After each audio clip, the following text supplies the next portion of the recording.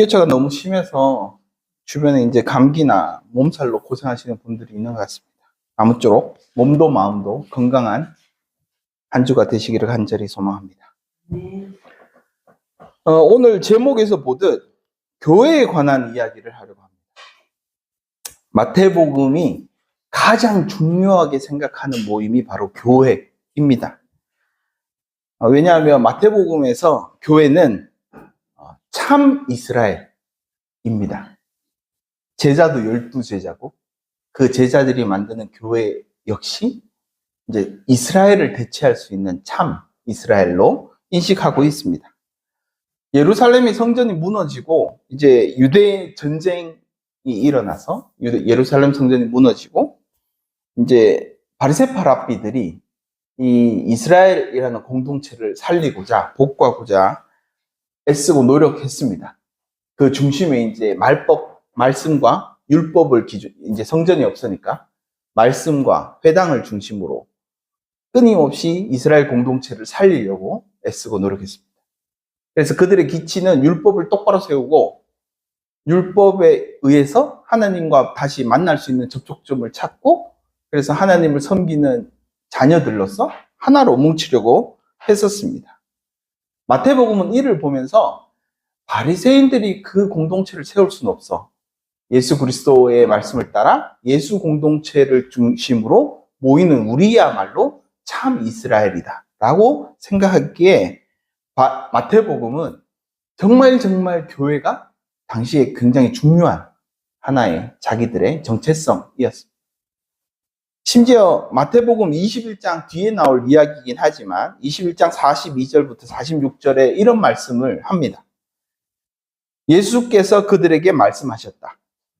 너희는 성경에서 이런 말씀을 읽어본 일이 없느냐? 집 짓는 사람이 버린 돌이 집 모퉁이의 머릿돌이 되었다. 이것은 주께서 하신 일이요 우리 눈에는 놀라운 일이다.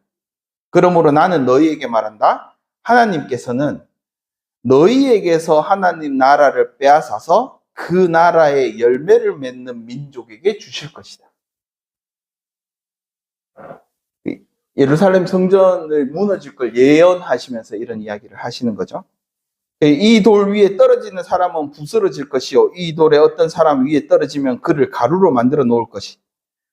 대제사장들과 바리새인 사람들이 예수의 비유를 듣고 자기를 두고 하시는 말씀을 알아채고 그를 잡으려고 하였으나 무리를 무서워하였다. 무리가 예수를 예언자로 알고 있었기 때문이다. 이런 말씀이 나옵니다.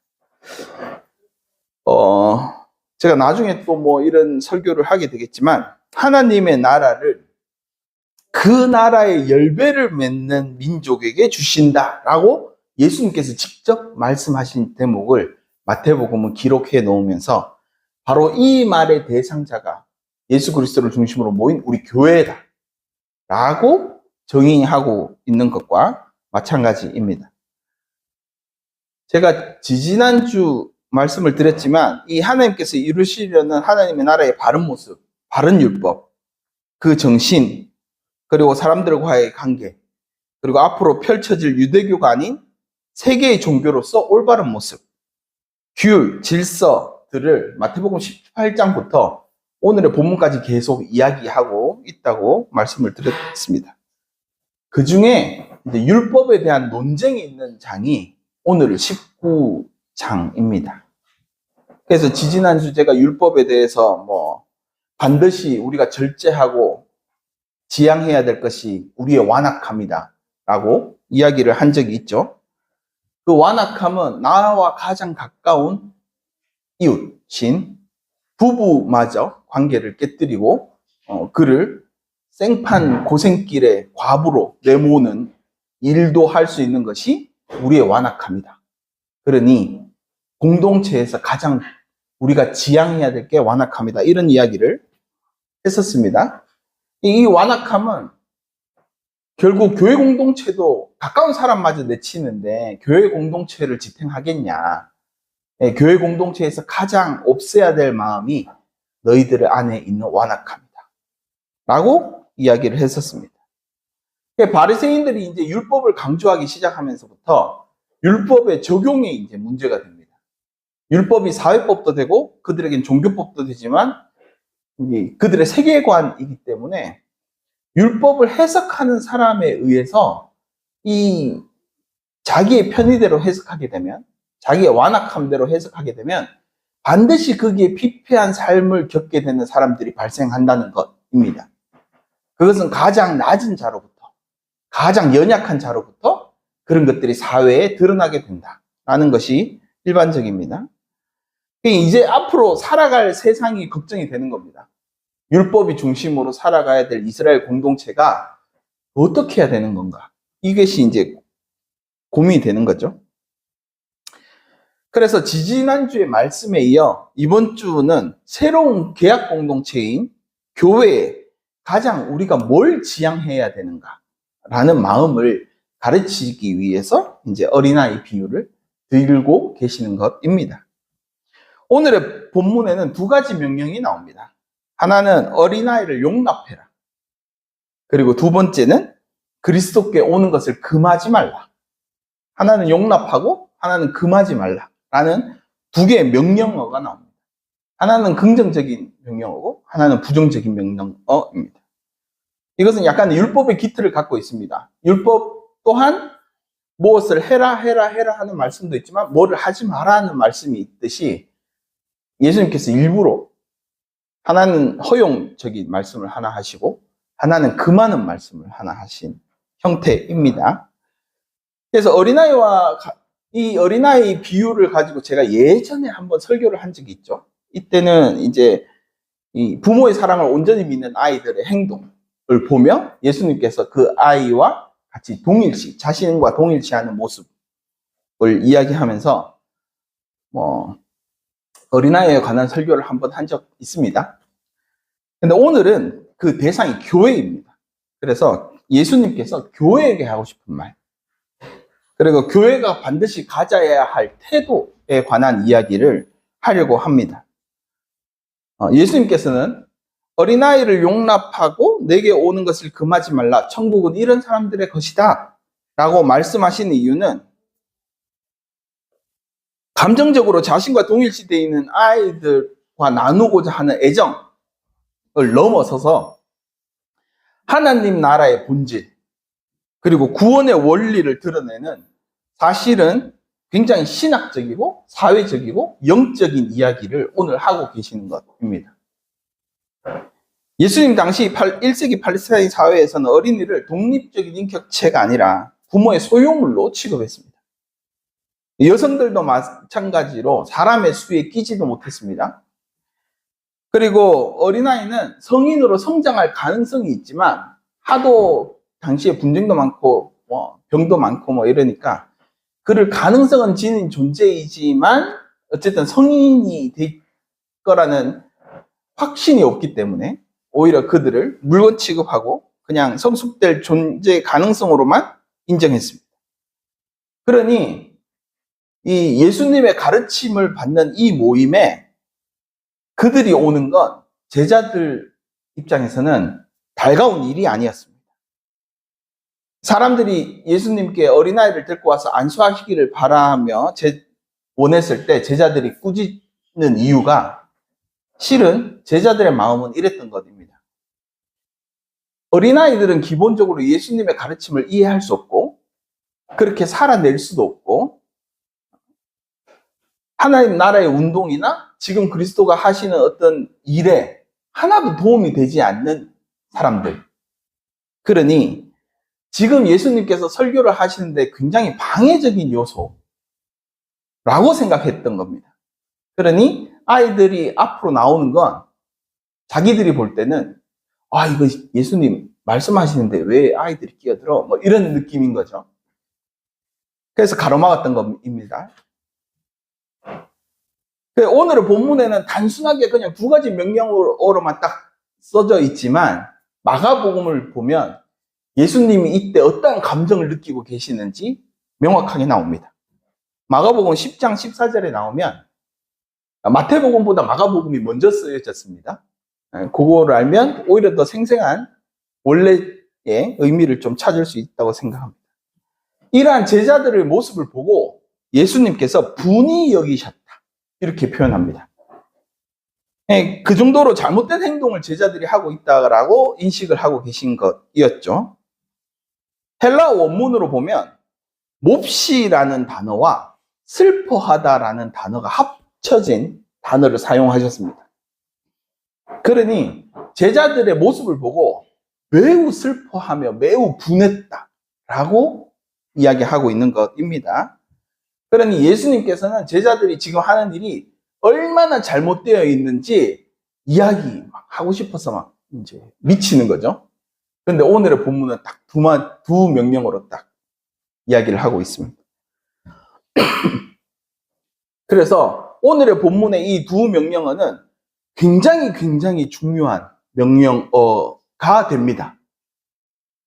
예수님의 강력한 의지를 보여주는 두 명령어가 되어버리는 거죠. 그래서 하나는 어린아이들을 용납하라 라는 명령어와 내게 오는 것을 금하지 말라 라는 명령어가 이야기를 해서 제자들로 하여금 이 두 개의 명령은 꼭 지켜야 돼. 너희가. 이런 이야기를 하고 있는 것입니다. 첫 번째 단어는 용납하다라는 단어는 원래 에피에미입니다. 아피에미라고도 하죠. 이 뜻은 용서하다, 놓아주다, 버려두다 라는 뜻을 가지고 있습니다. 그러니까 용납하다는 것은 결국 용서하는 것도 되고 놓아주는 것도 되고 그대로 내버려 두는 것도 되는 것입니다. 그런데 이 단어는 실은 성서를 통틀어서 굉장히 중요한 단어입니다. 여기에서 파생돼 나온 단어가 아페시스라는 단어가 있는데 이 단어가 용서, 해방 이런 뜻입니다. 그래서 신구 약을 합쳐서 가장 핵심적으로 사용되는 단어입니다. 한마디로 하나님의 용서에 의한 구원을 표현할 때도 있고 용서를 통한 화해와 용서를 통한 서로 하나됨과 뭐 이런 모든 과정들을 다 포함하고 있는 단어를 사용하셨 것입니다. 이 단어는 원래 두 가지의 단어를 합성어입니다. 하나는 아포라고 해서 멀리로부터 떨어져서 라는 단어와 히에미라고 해서 보내다, 놓다, 풀어주다 라는 동사입니다. 그래서 두 개를 합해보면 멀리 떠나보내다, 그리고 놓아버리다, 해방하다, 풀다 이런 뜻입니다. 문자적으로는 무언가의 묶임에서 풀어놓고 멀리 보내는 행위, 예를 들어서 양떼를 풀어놓는다든지 어떤 사람을 떠나보낸다든지 이러한 것이지만 실은 이것은 굉장히 사회적이고 율법적인 단어이기도 합니다. 그래서 한마디로 이야기하자면 예수님의 이 하나의 명령어는 두 가지 의미를 가지고 있습니다. 하나는 어린아이는 사회적으로 소외됐고 억압받고 사회 질서에서 내팽겨쳐진 그렇게 버려진 사람들을 하나의 모티브로 표상하고 있다. 그러나 부모의 사랑 덕에 부모가 그를 너무나 사랑해서 참된 진리이신 예수 그리스도 앞에 데리고 나왔다. 라는 것 하나와 하나는 제자들의 행위가 자기가 가지고 있는 사회적 관습, 관념으로 인해서 이들을 막을 뿐만 아니라 이들을 예수님에게서 떼어놓는다. 예수님으로부터 버림받게 한다. 라고 이야기를 하고 있는 대목이 있습니다. 그래서 너희가 그렇게 얘들을 내버려치고 버리는 행위 자체가 너희의 완악함 때문이야. 라고 앞서 이야기 완악함에 대해서 길게 설명을 하시고 그 다음에 그 완악함으로 인해서 너희가 이 예수님께로 오는 자들마저 내팽개치는구나. 버리는구나. 이렇게 꾸짖고 있는 말씀이 됩니다.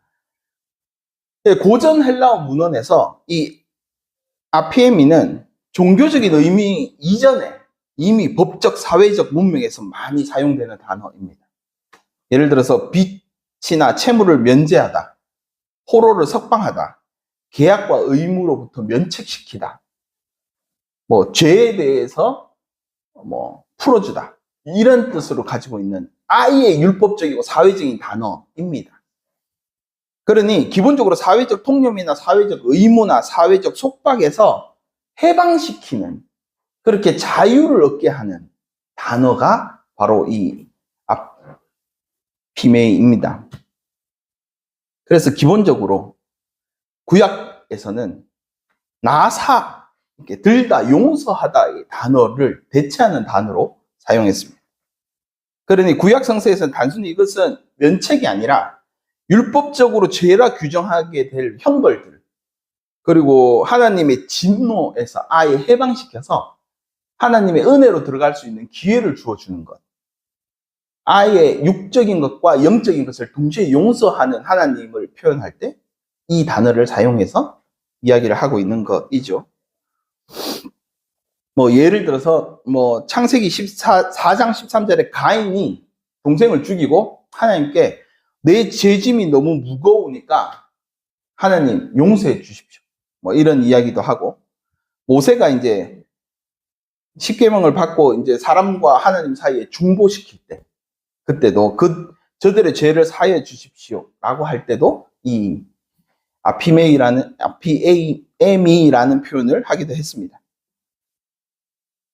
그래서 이 단어는 단순히 율법과 죄와 뭐 속성을 떠나서 아예 종교적으로 하나님의 손에서 의해 구원받는다라는, 모든 죄에서 떨어져내고 하나님으로부터 구원받는다라는 이 구원의 의미까지 포함하고 있는 단어입니다. 이러한 것을 기준으로 예수님께서 어린아이를 용납하라라는 명령은 결국 교회를 찾아오는 이들을 누구든지 용서하고 죄나 잘못에 대해서 사라는 명령을 담고 있습니다. 이 단어를 사용한 곳이 마태복음 6장 14절에 있고 누가복음 5장 24절에 있습니다. 그러니까 마태오 공동체와 누가 공동체가 같이 사용하는 단어이기도 하죠. 거기에 보면 이렇게 나옵니다. 너희가 사람의 죄를 용서하면 너희 하늘 아버지께서도 너희를 용서하리라. 이런 대목이 나옵니다. 이 말은 이 용납하라라는 단어를 가장 잘 설명하고 있는 구절이기도 합니다.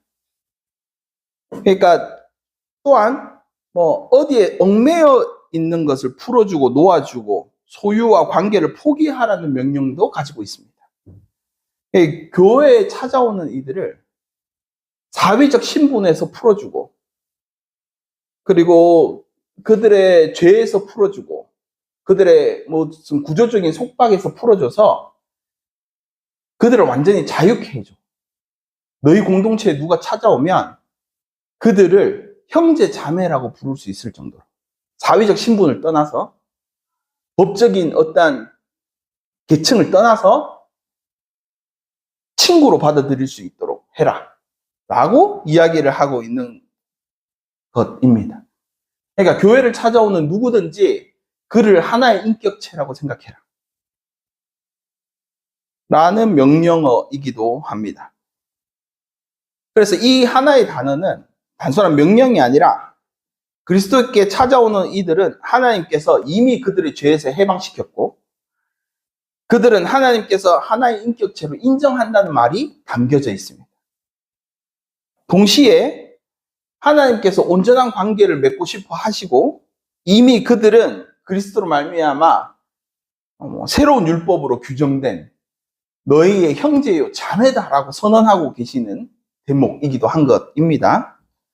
그러니까 한마디로 예수님께 찾아온 작디 작은 이 어린아이, 사람 취급받지 못하는 이 아이는 하나님께서 보장하는 너희의 형제요 자매다, 하나의 인격체다. 그들을 받아들일 때 그들을 해방시켜라 라는 말이 담겨져 있는 거죠. 기존의 율법은 완악함으로 인해서 계속 본래의 의도를 잃고 사람을 올가매는 도구로 사용되었습니다.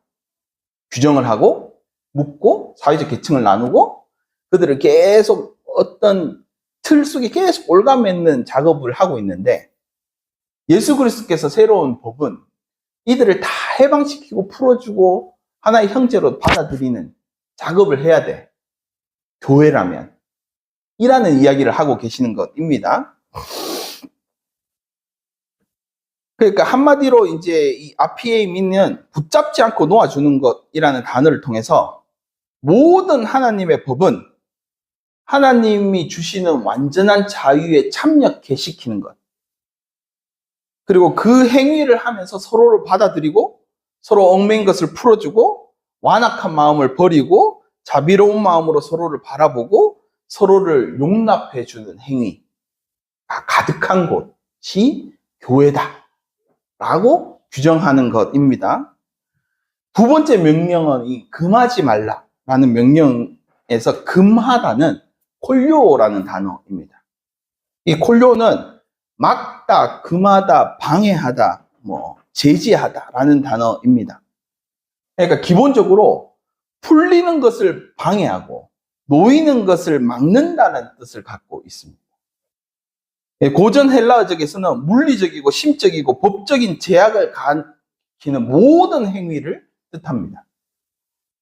단순히 오지마 이게 아니라 타인의 자유를 완전히 뺏는 행위. 나 예수님께 가고 싶은데요? 아니야. 너는 그럴 자유가 없어. 너는 여기에 올 사람이 아니야. 너는 여기에 못 들어와. 라고 아예 법적, 심리적으로 모든 걸 압력을 가하는 그런 행위를 콜료라고 합니다.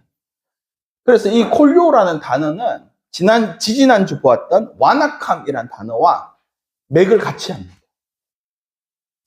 완악한 마음은 지지난주는 가장 가까운 사람들을 배척하는 모습을 묘사하면서 이야기를 했다면 오늘은 자신이 정한 어떠한 규정, 규제, 틀 밖에 있는 사람들을 아예 못 들어오게 막는 행위를 한다라고 규정하고 있는 대목입니다. 그래서 누군가를 배척하거나 누군가를 통제하거나 그들을 자유로운 행동을 못하게끔 하는 모든 모습에 이 완악한 마음이 그 근간에 있다 라고 이야기를 하고 있는 것입니다. 그래서 오늘 본문에 예수님께서 금하지 말라고 한 것은 하나님의 자비와 은혜와 관계 맺고자 하는 하나님의 나라 운동은 어쩌면 인간의 완악함, 인간이 그어놓은 경계를 넘어서서 펼쳐질 하나의 새로운 세계를 지칭하고 있는 것이기도 합니다. 교회는, 복음은 지금 예루살렘과 온 유대와 사마리아와 땅끝까지 이르러 전파될 때 이 땅끝까지 있는 모든 나라가 하나의 공동체로 묶일 수 있는데 이것은 하나님께서 하실 일이다. 너희의 인간이 성긋고 규정짓고 영토를 나누고 하는 모든 행위를 뛰어넘어서 하나님께서 앞으로 너희에게 펼쳐질 세상이야 라고 미리 선언하시는 대목이기도 한 것입니다. 그래서 오늘 본문의 이 두 명령어를 한마디로 표현하면 풀어주는 은혜에 관한 말씀이고 이것을 묶어두려고 하는 인간의 완악함이 대비되고 있는 고러한 장면입니다.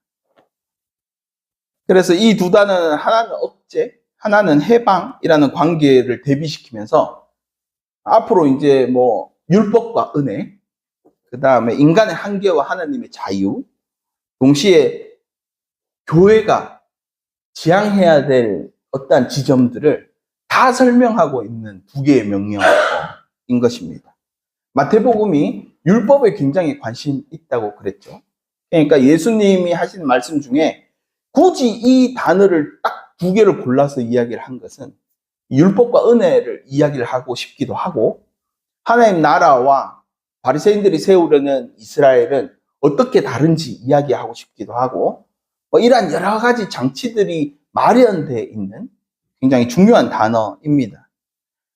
그리고 또한 제자들이 이런 모습을 가졌다는 것은 그들도 사회적인 어떠한 통념이나 관념이나 이런 거에 사로잡혀 있다는 것을 뜻합니다. 그러니 너희가 하는 그 완악함, 지키고자 하는 어떠한 것 때문에 하나님이 이루시려고 하는 은혜의 나라, 하나님 나라를 확장하는데 방해가 된다 그러니까 방해하지 마. 오히려 그것이 방해된다고 생각이 되면 너희 마음을 잘 돌아봐. 너희 안에 완악함이 없는가? 너희 안에는 완악함이 없어야 돼. 라고 이야기를 하고 있는 것입니다. 앞으로 바리새인들이 세우는 나라는 그 완악함 때문에 율법이 왜곡되고 사람들이 핍박받고 고통당하는 사람들이 많이 생길 거야. 그러니 너희는 바리새인들과 달라서 제발 마음의 완악함을 항상 들여다보고 있는지 없는지 금하라고 하는 명령어를 쓰시는 이유는 그런 마음을 완전히 제거해야 돼 라고 이야기를 하고 있는 것입니다. 나아가 오늘 본문의 명령어의 마지막은 이렇습니다. 금하지 말라라고 얘기해놓고 하나님의 나라는 이와 같은 자들의 것이니라 라고 이야기를 합니다. 사실 1세기에 유대교와 율법 구조 속에서 콜료는 선민주의적 통제를 상징하는 단어였습니다. 그러니까 바리새인들은 모든 법을 지키니까 나는 선해. 마치 재판관이 되어서 나는 선한 재판관이니까 너희는 내가 악하다고 하면 악한 거야. 너희가 선하다고 하면 선한 거야. 그러니 악하다고 이야기하면 너희는 반드시 이 공동체에서 나가서 죄를 씻고 들어오든지 아니면 아예 이 공동체에서 나가라고 하는 규정을 자기들이 할 수 있다라고 믿는 그런 선민의식을 갖고 있는 구조 속에서 나온 것이 이게 금하다라는 단어입니다. 그러니 예수님의 명령을 보면 이 선민주의적인 완악함을 결단코 하나님 나라에 들어올 수 없다라는 얘기입니다. 그것을 금하지 않으면 결단코 하나님 나라로 너희는 들어오지 못한다. 그리고 하나님은 누구든지 해방시키고 진리를 강구하여 찾아오는 누구든지 그들을 하나님 나라에 받아들이고 그들을 내 형제요 자매로 맞아들이겠다 라고 선언하고 있는 것이기도 합니다. 되게 우리 기독교에서 이런 문구를 많이 봅니다. 오늘도 보긴 했지만 진리가 너희를 자유케 하리라. 그죠? 오늘 본문의 관점에서 보자면 이 어린아이와 같이 작고 작은 일을 받아들이고 내 몸으로 여기고 내 형제로 여기고 내 가족으로 여기고 내 몸과 같이 사랑하는 행위를 통해서만 비로소 참된 자유를 누릴 수 있다 라고 이야기를 하는 말씀이 됩니다.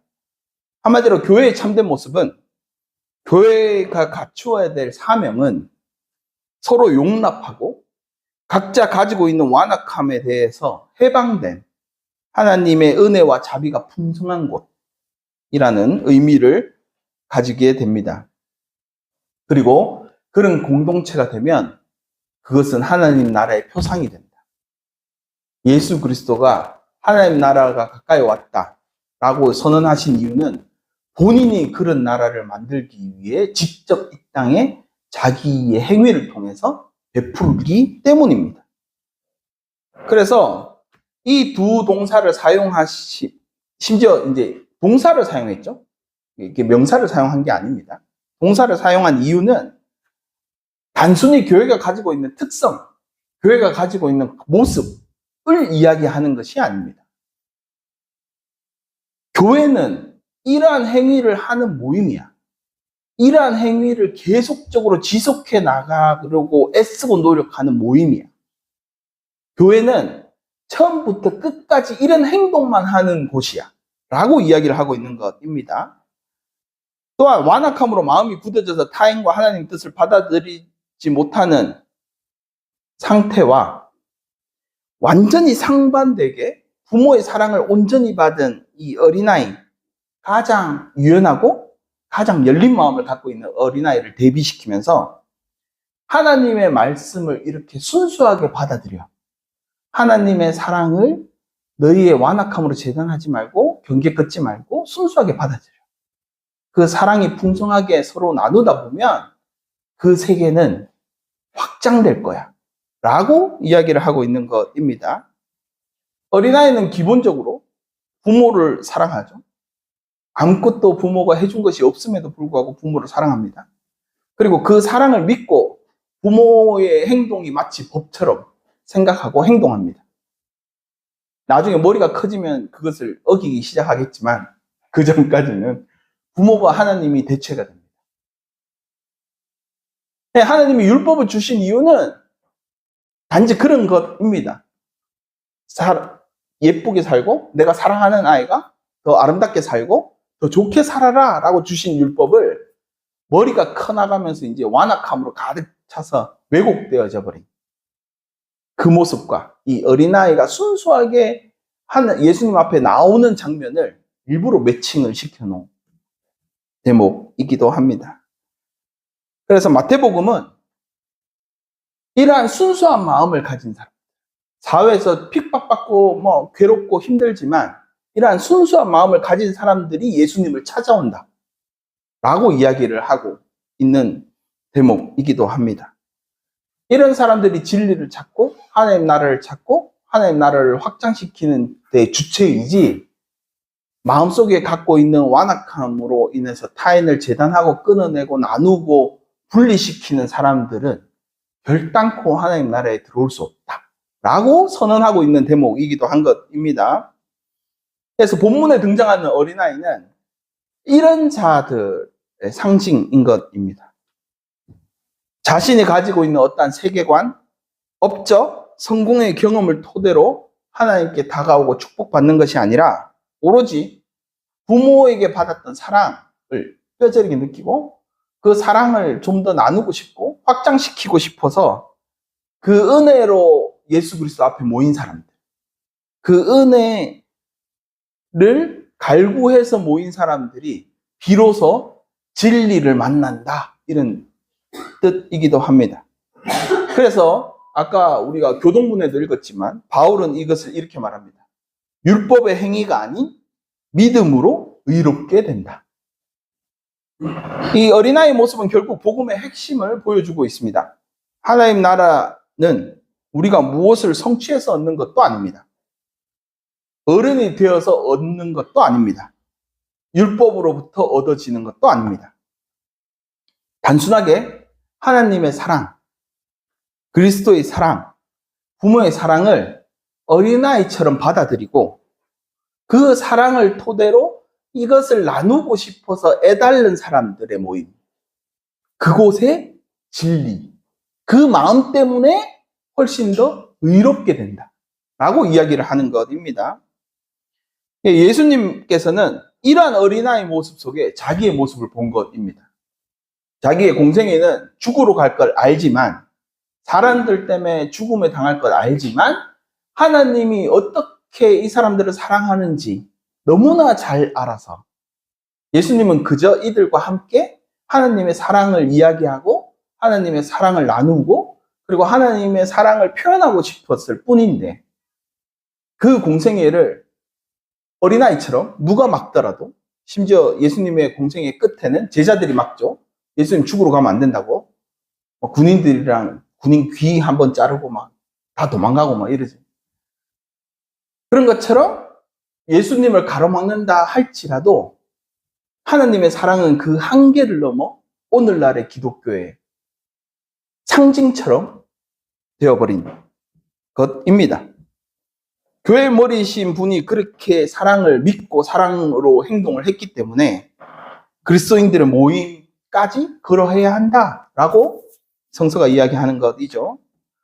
또한 율법은 딱딱한 문서로 존재해서는 안 된다. 지지난주에 제가 한번 말씀을 드렸는지 모르겠지만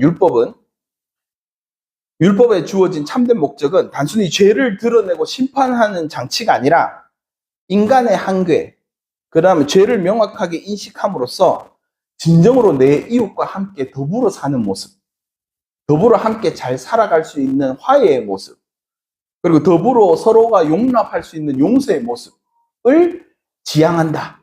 이렇게 이야기를 했습니다. 원래 모든 법 체계가 그렇죠. 우리가 공동체를 살아가기 위해서 존재하는 것이지 어떠한 우리의 권리나 우리의 바운더리를 설정하기 위해서 처음부터 존재한 건 아닙니다. 이러한 일이 벌어지면 이 사회는 무너질 거야 라는 걱정으로부터 우리가 서로 지킬 것은 지키자. 최소한 도덕적이진 않더라도 최소한의 요 정도는 지켜야 우리 사회가 구성되지 않을까? 더불어 함께 잘 살 수 있지 않을까? 라는 것의 법입니다. 그래서 오늘 본문에 따르면 율법을 통한 진정한 용서와 화해는 결국 붙잡지 않고 놓아주는 것, 타인을 나의 몸처럼 받아들이는 것, 그리고 타인을 어떠한 속박된 것에서 풀어주는 마음, 그리스도를 닮아 그들을 불쌍히 여기는 마음으로부터 가장 작은 자를 대해라 라는 하나의 명령과 동시에 묶어두는 완악함, 너희 자신을 지금 묶고 있는 그 완악함을 잘 들여다봐. 너희가 관계 맺고 사회 맺고 하면서 이들을 왜 나는 못 받아들이는가? 나는 왜 그들을 못 수용하는가에 대한 나의 완악함은 없는 것인가? 라는 것을 끊임없이 묵상해서 완악함에서 풀어나게 하는 것. 그리고 완악함으로 타인을 대하지 않는 것. 특히나 그 완악함으로 피해 입는 가장 작은 자를 내 마음대로 재단하고 뒤흔들지 말라고 하는 이야기를 통해서 그래야 비로소 율법이 완성된다라고 이야기를 하는 것입니다. 율법이 그 두 가지 마음이 있어야 비로소 율법이 완전하게 제 기능을 할 수 있어 라고 마태복음은 이야기하고 싶은 것입니다. 교회 공동체는 이 두 명령을 몸소 지키고 행하는 곳입니다. 그래서 용서, 화해가 기본적으로 깔려있는 곳입니다. 이게 참된 교회의 가치이기도 합니다. 그래서 이 용서 공동체라고 부릅니다. 교회를. 예, 핵심 가치는 원래 친절함, 불쌍히 여김, 그리고 서로 용납함이 요약된다고 합니다. 이 세 가지 요소는 서로의 갈등과 상처를 치유하고 상호 관계를 회복하고 진정한 평화와 영적 성숙을 이루는데 필수적이라고 대부분의 신학자들이 이야기를 합니다. 오늘 예수 그리스도의 교회의 두 가지 명령에는 교회는 이러한 모습을 가져야 해 라고 예수님이 자기 입으로 직접 명령하고 있는 것입니다. 그래서 기본적으로 교회는 공동체 내의 신뢰와 사랑으로 구축되는 곳이어야 합니다. 상대방을 깊이 생각하고 상대방을 배려하는 행동으로 이 공동체의 올바른 모습을 유지하고 애쓰고 노력하는 곳이어야 합니다. 타인의 고통이나 어려움에 대해서 공감하고 자비와 도움을 실천하는 곳이어야 합니다. 동시에 가장 가까운 이웃으로부터 땅끝에 있는 타인에게까지 나의 완악함으로 그들을 얽매지 않는 것. 그래야 비로소 그곳에 진정한 화해와 용서가 일어납니다.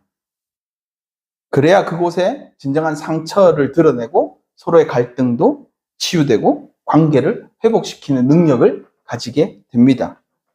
적대감을 해소하고 신뢰를 회복하는 공동체에서 이것이 가장 중요한 두 가지 명령입니다. 이 두 가지 마음을 얻고 믿고 행해서 모든 구성원이 존중받는, 환영받는 분위기가 가진 곳이 되기를 간절히 소망합니다. 사실 우리 사회는 갈등, 성급기, 개인화, 서로를 나누고 영토로 규정하고 서로를 짜가르고 각국의 이익을 추구하고 나의 이익을 추구해서 내가 법적으로 어떠한 특정 선을 넘지 않는 이상 최대한 나의 이익을 가져오려고 다들 행동합니다.